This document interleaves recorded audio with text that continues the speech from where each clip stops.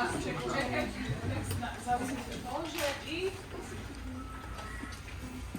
celebrate our 100th anniversary, we share our pride in our achievements.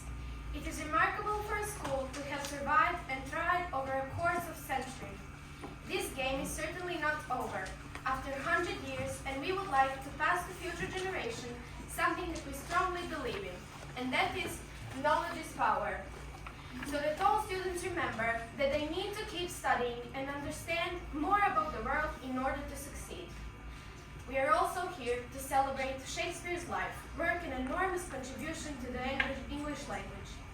In 1623, 7 years after his death, the first folio was published. This essential books ever published. Without first folio, half of his plays would have been for celestial court, to face a charge that his plays are boring and out of date. With the aid of his characters, Shaky defends himself. Enjoy the pleasure of Shakespeare's at its finest and most iconic. After all, it is life with the boring bits taken out. Thank you and enjoy.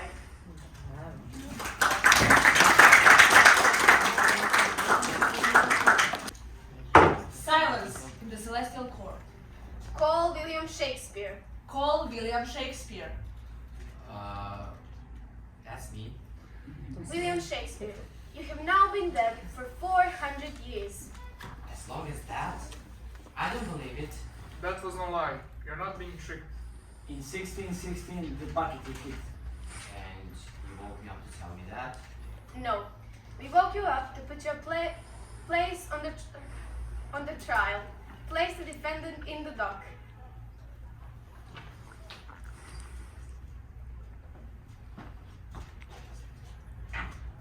William Shakespeare, for 400 years after your death, your work is accused of being boring and out of date. How do you plead? Not guilty. Innocent, you say. He wants us to know. That he is as pure as the German snow. Yes, I am. And by the way, pure as German snow is one of my lines. I used it in my play Hamlet and The Winter's Tale. Quite Shakespeare. Would you believe he's as dead as a doornail? Dead as a doornail. Mine, Henry VI. Enough.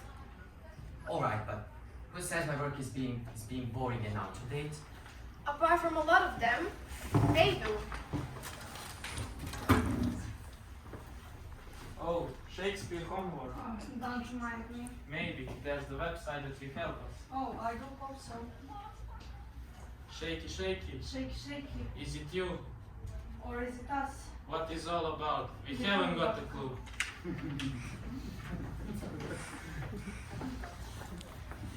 So, who's going to decide my work is being boring and out of date? You three? No, them. Angus. Bring in the borometer.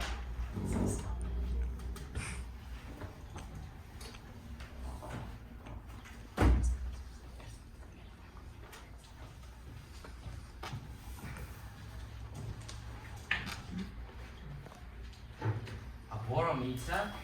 I've heard of a barometer, but what is a barometer?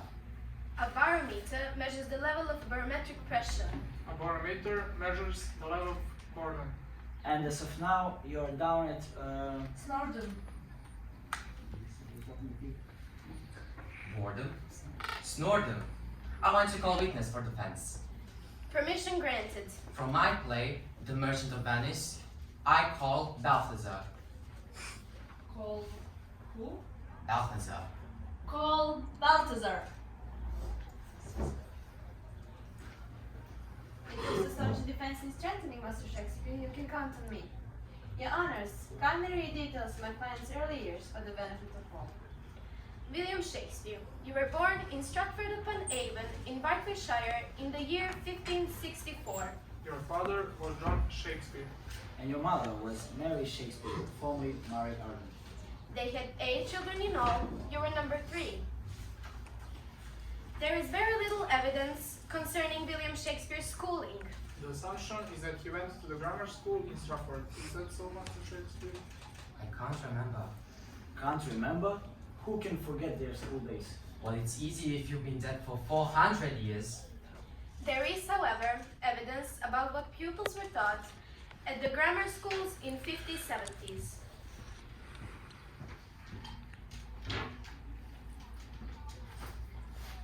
This is young Shakespeare. Welcome to the first day of the autumn term in the year of our Lord 5018. Yes, What are we going to do this term, sir? this term Shakespeare, you're going to learn Latin, Greek, more Latin, a bit more Greek, even more Latin, and the law of observation writings by dead writers who wrote in guess what? Latin and Greek. No, that's what you call boring. Yes, Anything else, sir? English grammar, of course. Ah, I'm going to invent some of my own words. English hasn't got enough words for me. And William Shakespeare did just that. It has been estimated that my client invented at least 1,700 new words, words that are still in use today. Usher, move the barometer to yawn. In 1582, Master Shakespeare, when you were just 18, a wedding took place in Stratford. She looks familiar. A wedding between Anne Hathaway. And you? Well, I thought she looked familiar. By 1585, you had 3 children together, a daughter Suzanne and twins, Hamlet and Judith. But by 1592, you were in London. Good luck, my husband. Don't forget to write. Did you run out on them, you name your wife, your children, your parents? No, my client did not. He went to London because top theatre companies were there. He didn't just vanish into thin air then? Into thin air. Mine.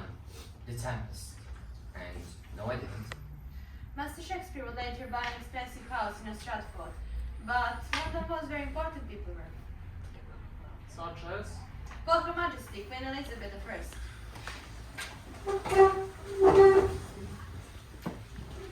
Arise, arise. I'm only human after all. Not you, peasant. You stay on your knees. One wrong move and off with your head. Your Majesty, Oh, perfect. Come on.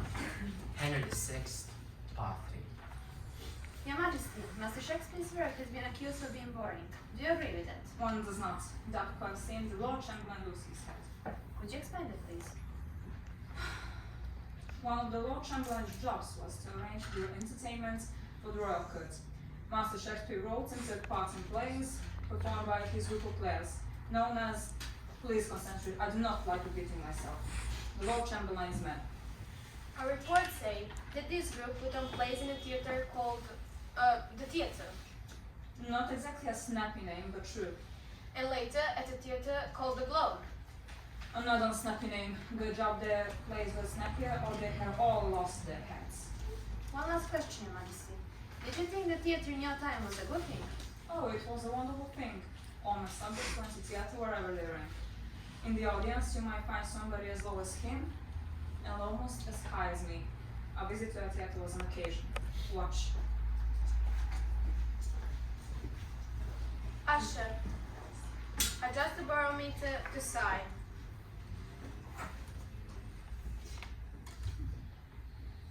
In the modern day, rousing speeches such as that have been used to inspire England's footballer ambitions. It wouldn't have worked in Scotland, Ireland, or Wales. And it didn't stop England's regular affairs. Objection. Master Shakespeare can be blamed for the performance of the England football team. Sustained. Barometer to science. Sounds right. Never mind football. One good speech isn't the Be all and end all. Be all and end all. Mine. Macbeth.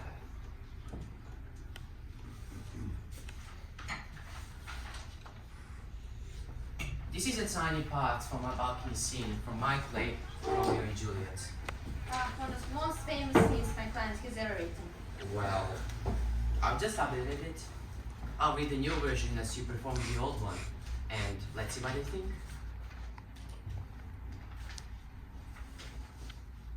Hey, Jules. But soft, but light through yonder windows break. It's the east, and Juliet is the sun. Why did you have to be Romeo? Oh, Romeo, Romeo, why are you Romeo?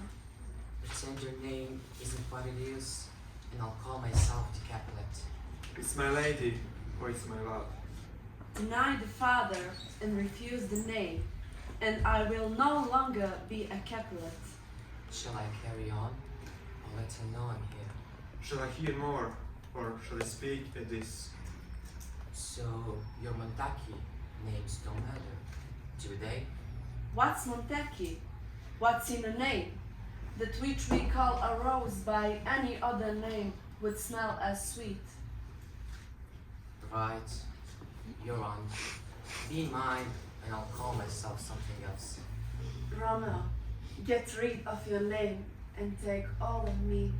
Call me but love, and there'll be new Baptiste. Henceforth, I never will be Roman.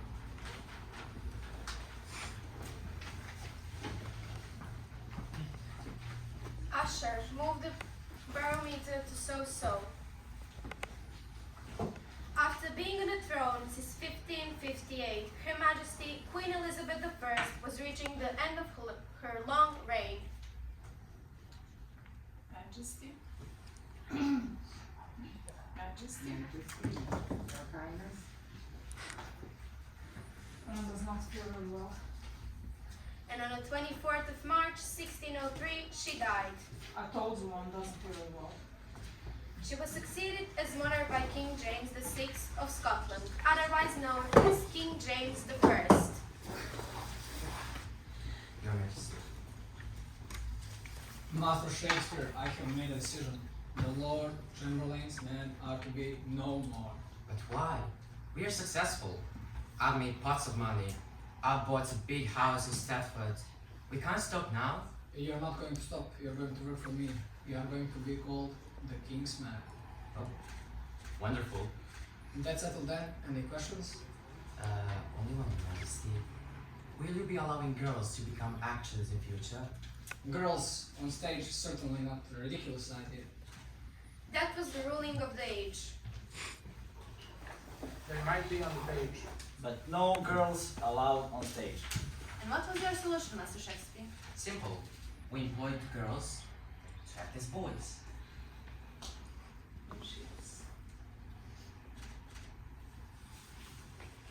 It has been suggested that William Shakespeare's work uses the language that is difficult to understand, and yet many of his phrases and words are still in use today. It also has been suggested that William Shakespeare's work or plays are out of date, but still they contain all the drama, the comedy, the magic, the heroes and the villains so popular today. Last but not least, I have the courage to remember that William Shakespeare used to live in a man's world, a world in which women were second best, and yet all his dramas were filled with wonderful women. Pretending to be men, And they will be showing that anything a man can do, a woman can do equally well. Usher, move the barometer to not bad. William Shakespeare died on the 23rd April 1616 at his home in Stratford-upon-Avon. 7 years later, in 1623, all of William Shakespeare's plays were published in a large book, now known as the First Volume. At the front of the book were words of introduction from Shakespeare's friends, John Hemming, Henry Condell, and Ben Jonson. We have collected them to keep the memory of sovereignty, a friend and a fellow alive. Is Shakespeare's memory alive? Do we still think of him? Well, we just spent an hour here in celebrating Will. Go figure it out. There's surely no doubt. Shakespeare's memory is still alive. Read Shakespeare's words again and again. Do his lines matter now? We often quote them day by day, if you think it, not realizing quite how. If you think it through and read him anew, yes, again and again. Does Shakespeare's books still live on? Are his plays still on stage? Yes, they are still bestsellers when performed on the page. Just look up his name and confirm his fame. Yes, his book still lives on. Was built for then or for all time. Just check out his CV, his poems, films, and theater.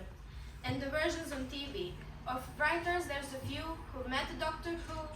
Is he for all time? Yes, he's for all time. Yes, he's for all time. Yes, he's for all time. For all time. So, can we go back have to sleep then. Yes, you can, Master Shakespeare. And you won't bother me again? No, about that, you have no fears. Well, perhaps in another 100 years. Rest easy, Master Shakespeare. It would seem that your work will live on forever and day. Forever and day. Mine. Oh, Shakespeare. And that's it, right?